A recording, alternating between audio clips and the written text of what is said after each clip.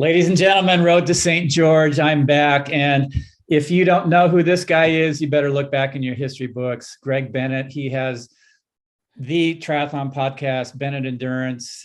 Check it out, Bennett+Endurance.com. Not only just triathletes, but sports people of all different genres. And Greg, two-time Olympian. I think, if I'm correct, if my dates are correct, you are now 50 years old. Is that right? Yes, I am 50 years old. I know it happens quick, doesn't it? Yeah, well, it's all downhill from here. I know. Hang on. I'm just trying to slow down the aging as much as I can. And you'll have to forgive me. I'm in my little recording studio. I actually just recorded an episode with Rowdy Gaines, the famous American swimmer and the voice of swimming in the US here. And so we just had a really great conversation. So I'm all in my podcast get up. That's awesome. Yeah, I loved his commentary, for the swimming. I don't think there's anybody who gets as excited as he does over some of the swims. Nine Olympics he's been to, 9 Olympics he's commentated. And then, of course, he went to his own. Wow. Yeah, pretty cool. Yeah. So anyway, I would love to get your thoughts on Ironman World Championships that are going to be held May 7th in St. George, Utah. The first time ever that it's been held off island, the first Ironman World Championship in nearly 3 years. 2019 was the last one. You come more from a short distance background, two-time Olympian. What are your thoughts on having the World Championship outside of Hawaii?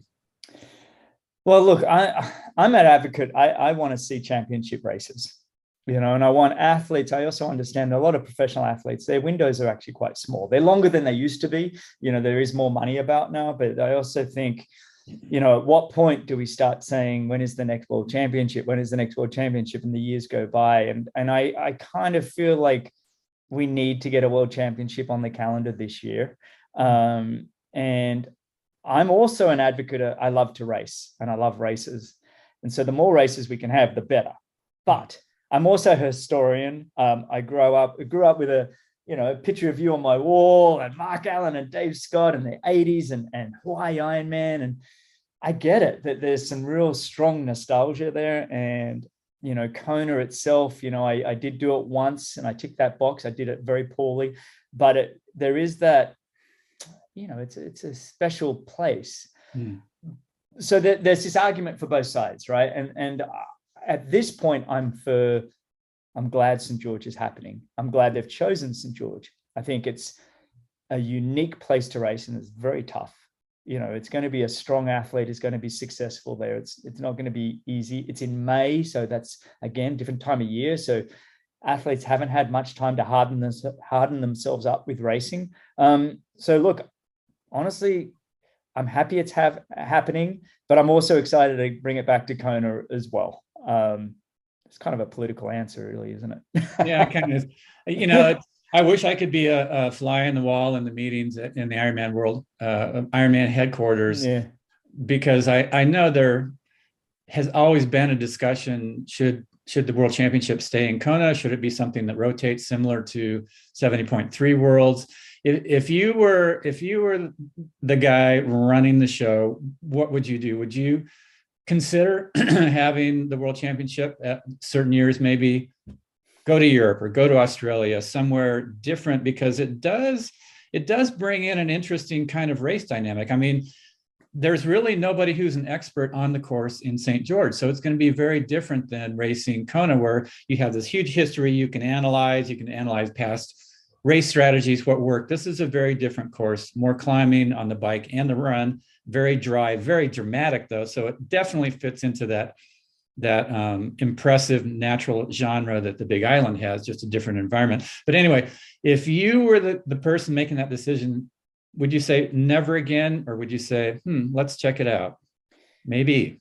I think I would say, I'd ask myself the question of why would we want to change out of Kona? And the why would be, there are certain athletes that perform better in hot, humid conditions, just in DNA level, just at the DNA level. And I know it took you, was it 6 years? You won it on your 7th, and there's certain people, Chris McCormack, took many, many years to get it right. There are other athletes like Marinda Carfrey, Craig Alexander, that just turned up and they're like, boom, they knew heat, they knew humidity, and they were always going to perform. But then you think, well, is the goal to find out who's the world's greatest at doing the distance, or is it the world's greatest at performing in hot, humid conditions doing the distance? And so there are two parts of it. I would say I want to see the world's greatest at doing the distance, first and foremost. So that then says maybe moving it around isn't such a bad idea to say who is the greatest Ironman athlete each year. So I probably lean a little bit to that. But it almost makes my gut churn in even saying that out loud, because I am so, historian and just love the history of what we have in Kona. So look, I probably lean to yes, moving it around a little bit, but maybe always coming back to Kona every second year and then the other year moves around, something like that. Yeah, I mean, Kona is the birthplace of the modern era of triathlon, of Ironman racing. Certainly, you would not want to cut that cord of connection and always have it be someone. But it did start in Oahu, though. I mean, like if we really think about it, we've actually moved once already, and that was from Oahu to Kona. So that is very true. That is true. And you talked about different natural abilities of athletes in certain types of environments. What's your take on? Let's start with the men. What's your take on the complete meteoric rise of Christian Blumenfeld, of Gustav Iden, showing what they got their chops wet in an Ironman distance race this year, each of them. Gustav Iden in Ironman Florida, Christian Blumenfeld in Cozumel, and everybody's eyes just popped out of their heads when they saw the finish times. First time Ironmans, both under 7 hours. Obviously, Blumenfeld blowing away the 8 hours. Sorry, 8 hours. 8 hours. Yeah. The goal is 7 hours. We're not quite at 7. Under 8 hours. 7:40 and change for Gustav, 7:21 or whatever for Christian. Crazy. It's mind-boggling. Look, I've had conversations with both of them on the show, with their coach, Road+to+St, who's, they're really dotting every I, crossing every T. They're obviously working incredibly hard, but even going into those races, I thought they'd have success because I knew they'd be prepared, but I wasn't ready to see that kind of performance. And I know the swim, was a bit light for Christian. I think it was a 38-minute swim. So even if we say 10 minutes or 12 minutes, it's still one of the greatest Ironman performances we've ever seen. And they're training buddies. They're obviously pushing each other to new heights. I've spoken to Jan Frodeno since those performances, and I think he's excited about the challenge, but he's no spring chicken either. I mean, I think Jan, is he 40, 41 now? These guys have that young, passionate desire to do great things. They've got a big team around them, but it's extraordinary what they've been able to do. Who knows what they're going to be able to do this year? It's mind-boggling. It really is. Yeah, I saw one interview that Christian gave, and talking about the metrics that they were looking at. And there's, in my opinion, there really wasn't anything groundbreaking that they were looking at. It's just that they were really dialing in every aspect of an Ironman distance race, from pacing on the bike to nutrition to just every element that would enable him to have that kind of race in Cozumel. So I think my guess is they're beatable. Of course, they seem unbeatable when they post times like that, but it's going to take a really diligent preparation from the other athletes. Yeah. And I think they've put the spotlight on themselves now. They're saying, hey, look, we're over here. But, their performances last year, not just their Ironmans, but, Gustav's 70.3 world title, he just annihilated the field. It was so far. And then obviously Christian Blumenfeld winning the Olympics in that final K that he just ran away from Alex Yee and the best runners in the world. And, they're doing it in a way that it almost looks comfortable. I mean, they strain, don't get me wrong, they strain, but with the margins that they're winning, that they've set the bar so high. So they're obviously being coached very well. The sports science behind it, what they're doing is next level. I think they're tested nonstop. They're very scientific about what they're going to do. Their competitors out there, whether it's Jan Frodeno, Lionel Sanders, Patrick Langer, these guys have all got to figure out, well, hey, the bar's been lifted. I got to keep going with it. But that's not to take any. I mean, Jan Frodeno, in my mind, is still the guy. I mean, his performance last year when he set the world record in the, well-measured course that he did against Lionel Sanders in June last year, was still one of the all-time performances we've ever seen in an Ironman. So I think I'm just looking forward to the showdowns and the battles. I think there's going to be a great year ahead. I could not agree more. To have everybody at that peak and the anticipation going into it, and that's actually why I'm doing this series. Let's shift to the women for a moment. For years, Daniela Ryf looked like she was untouchable, invincible. Clearly, she faltered a little bit last year. Lucy Charles stepped up her game, had the fastest swim, bike, and run in 70.3 worlds in St. George. Obviously, very comfortable in that environment on that type of course. Do you give her the hands down as the favorite?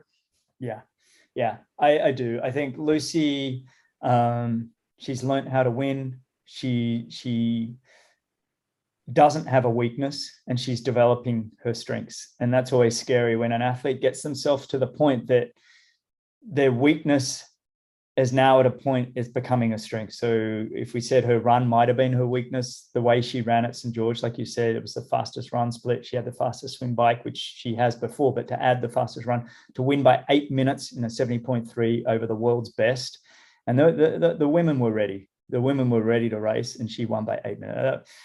That to me was one of the greatest performances I've ever seen, honestly, in the world of female triathlon. It really was. Take nothing away from Daniela Ryf. I mean, I'm a huge fan what she's been able to do. I'm a huge fan of her as a person, and the decade that we've seen from her, both in Ironman and 70.3 worlds, it's unbelievable. But it's also, I kind of look at windows of opportunities and how long does an athlete's window truly last? You won 6 Konas. Your window, I think you had a 12-year career or something, but the final 6 years where you just went bang, bang, bang, bang, winning all these Ironmans and owning it. I don't know that the door is completely closed on Daniela, and I'm not writing her off. But boy, she can be truly grateful and thankful for the career that she has had to date. And if she can add to it, great. But I do think Lucy Charles Barclay is going to be the one she's more this way. And Daniela, if she's here, she's hanging on, so It'll be interesting to see what happens. Yeah, no, I can't wait for May, simply for all those reasons that you said. Yeah. Jan Frodeno being the guy that ultimately is the one to beat. He's proven over and over and over that on any given day, he can put it together, from the gold in Beijing to World Championships in Kona to Tri-Battle Royale, setting that Ironman distance record on a very well-measured course. And the PTO rate, we've got to remember, when he won the race in Slovakia last year, his time beat Gustav Eden, who then went on to win 70.3 worlds and smashed it. And Jan still outsplit him. They didn't get to be in the same race, but he outsplit him in that race in Slovakia. So I think it's going to be a great race. Sorry to interrupt. I don't know if that was going to be a conclusion for you, but I was like, I got to interrupt that little bit. Yeah. Will you be in St. George?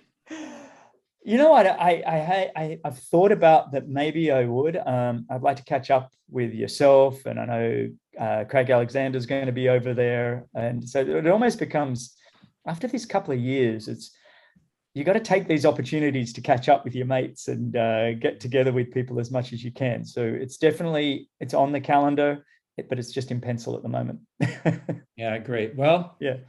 I really appreciate you stopping by. You have amazing insights. I do have one more question for you for Bennett+Endurance, the podcast.